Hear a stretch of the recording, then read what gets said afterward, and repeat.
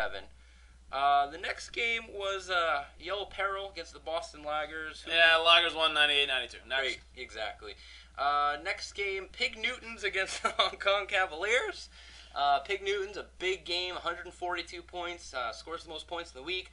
Defeats Hong Kong Cavaliers, who put up 89 points. What else happened, bud? Let's see. Phil does lead the Dynasty in the most amount of times leading a week in points. You want to take a guess how many times he's done it? Let's see. 2, 5, 8. You can't just say every number. No. I'm telling them in my head. Oh, okay. 13. 17. Ooh, yeah. I was going to guess 14. Yeah. So, good job there for Phil. Great game by Matty Ice. I'll tell you what, though. I think Megatron had a good one. I think just to kind of boost his morale, I think Phil probably should have started Romo this week. I think it would have, helped Tony, the rest of the season. But I guess it's Phil. He's a dumb manager, so whatever. Well, Phil goes up to 6-4. So again, right there with a lot of the other playoff hopeful teams. Hong Kong drops down to 4-6. He's pretty much now. He's claimed he's a seller. He's done. Yep. He hasn't claimed. I mean, I think he's legit. I mean, it's just a matter of time, probably. Well, I meant he stated. He said he is a seller. I gotcha. That's what I meant. A little bit of us. Did you happen to see within that seller post/email, Bub? Yes. Did you notice the misspelling yes. of his very important captain keeper player, LaShawn McCoy? Granted, it's his name is LaShawn. Right, a little bit of a unique name. Hey, speaking of unique, how do you catch a unique rabbit? I don't know. You neek up on it. You're good. How do you catch a tame rabbit? How's that? Tame way. Anyway, LaShawn McCoy, I did notice. Was it L-A-S? Capital S H-A-W-N. As opposed to the correct way, L-E capital S-E-A-N. Right. I'm just gonna say this, Bob. Maybe we're kind of getting a little bit of some of the reasoning behind Coach Whiffin's struggles. I mean, you think that's not that big of a deal. He doesn't even know his own players. He doesn't even know. I mean, I don't know about you, but I take the time to really get to know my players. I know their family. I know where they live. I know where they went to college. I know how big their cocks are. I mean, everything. I know everything. And maybe this is a little bit of a sneak peek into what goes on in the Hong Kong Cavs headquarters, and maybe why the players just don't play for him. I'll tell you what. Bastard. You don't see me spelling Rob Gronkowski's first name wrong. I'm just saying. Yeah. There's the difference. Now, Bub, if you were forced to, who would you say is the worst coach in Dynasty history? In Dynasty history? In the history of the Dynasty. There's like 3 names that pop in my head. But Phil, what do you think? Damage Inc. Was it McLean? Die McLean. Die Hard. Yeah. Really? Yeah. Are you serious? Well, wasn't he only in the league twice? 2 years, but he was like 4 and something both years. He was god awful. No, that's not correct. The first year he went like 7 and 8. No, you're right. He did. Yeah, he was still pretty bad. He was bad. He was more unresponsive and uninteractive and all that. But let me keep going. Let me guess a couple. He actually wasn't even one that I thought of. Yeah, I noticed by your reaction. Yeah. I think. You know what? I can't really say Jeff because he put up a couple big seasons. Yeah, it's weird. You would say Jeff, and for other reasons you would say Jeff. But I'm going to say Jerry. Okay. Jerry was pretty bad. He was pretty bad. Let's see. One more. You know what? And I don't think Joe was that great either. Joe was not good. I don't think Joe was that great. Not those good at all. would be my 3. Yeah. Of course, I came in, D3, I think, D4? D4. What about maybe the worst coach of era 2? Maybe since D5. I mean, I think you're pretty much going to say Will and Whiffen, right? I would throw Will. I would throw Will up there, and as much as I keep trying to defend Matthew Whiffen, yes, he's a good man. How can you defend this? That's what I mean. At this point, it's almost like, dude, that's like 4 years in a row where you've had a lot of 2, 3, I don't know, whatever. Had a lot of picks in the first couple rounds, and it's just like, yeah. At some point, you got to be like, all right, he's just not that good here, and I'm not trying not as a person, or obviously, or not as in general. He knows the sports. I know he knows fantasy and all that. He does good in these other minor leagues. So, You know, like it he can't just be blows the his load fantasy early. gods every single season, for Christ's sakes. You You're wouldn't crying think. out loud. You wouldn't think. You I don't know.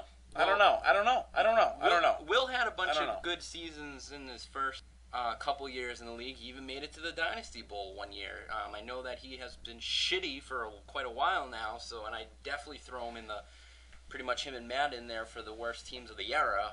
I don't put Will in there as one of the worst coaches of Dynasty history because again he's been successful for the most part in other seasons. So it's a good little fun debate. We're still relatively young in the grand scope of things here, Bub. You know, maybe it's something we'll need to readdress decades from now when we're sitting here in Riverdale Studios. But hey, congratulations to the Kansas City Chiefs, Bub. They got a lead. They got themselves a lead. It took them 8 games and 6 minutes, but they got a lead. And you know what? They blew it, of course. They lost the game, but That was actually a prop bet. You could bet, will the Chiefs have a lead in this game? what was the over/under? No, the money Or line. The yeah. money line was like it was pretty close for. It was like yes, minus 115, no minus 110 or something. So it was close, but it was still funny to see that. Did you do it? No, I didn't bet. No. Well, congratulations to the good old Kansas City Chiefs. Stop everything. Seek shelter. Run for the hills. We have ourselves breaking news from the world of the Dynasty. Just a little bit of a minor deal that just went through, Bub. Whoa, minor? This is like Do you think this is big news? No, I was kidding. Oh, okay. I was gonna say it's not very big to me, but hey, you never know. VIP on Swole and Handiquacks have agreed upon a deal, which sends little Danny Amendola over to VIP, along with a 14th round selection in the 2013 draft, and in return, Coach Zach receives a 10th round pick. Bub, do you have any insight on this? Do you know anything here? I saw this trade happening before my very eyes after the hangout, the Dynasty hangout. And So before or after we went to Rockdale and you hired... It was before Hired Rockdale. someone to assassinate. Right, when I tried to kill you. It was directly before that, but I saw it happening, and I don't know if it was the beer or maybe the wings. Mm-hmm. Both. Yeah, I think Coach Heaney jumped the gun a little. But Amendola was having a good season before he got hurt. Well, what do you say? So I don't know if I completely agree with you. Really? I actually think that's a pretty good trade. I for don't Chris. think so. I disagree. Amendola had a really good game, And he this almost past died. week. And then he almost died. No. This week. Oh, this week. He had a good game. He had like 90, 100 yards or something like that. No, he did not. I want to say he did. I want to say he had somewhere around 88 to 102 yards. That's Somewhere in there, which is, I want to say 8 to 10 fantasy points. he had 102. Oh, no, see, look at there. Look at there. My foot, Look at there. my foot is in my mouth. You're talking to a 10-0 coach, Bob. That's true. Talking to a I 10-0 forgot about that. coach with no championship.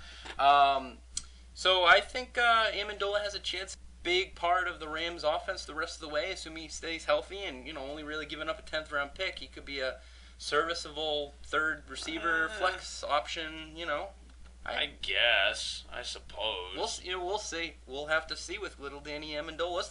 What's the deal with Danny being the first name of little white guys? Danny Woodhead, Danny Amendola. Any other Dannys? Danny. Nope. I got none. No, we got nothing. Now, let's take a look into the future with next week's matchups.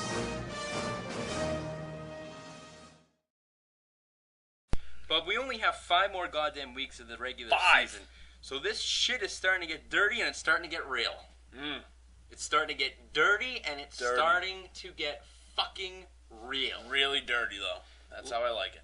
Let's take a look at the Week 11 slate of games. We got VIP up against the Riverdale Scoopers. We have the Soul Glow versus Bubblegum Shrimp.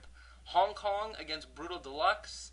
The Rockdalian Senators against Pig Newtons. Boston Loggers against the Amber Alerts. And Yellow Peril against the Handiquacks.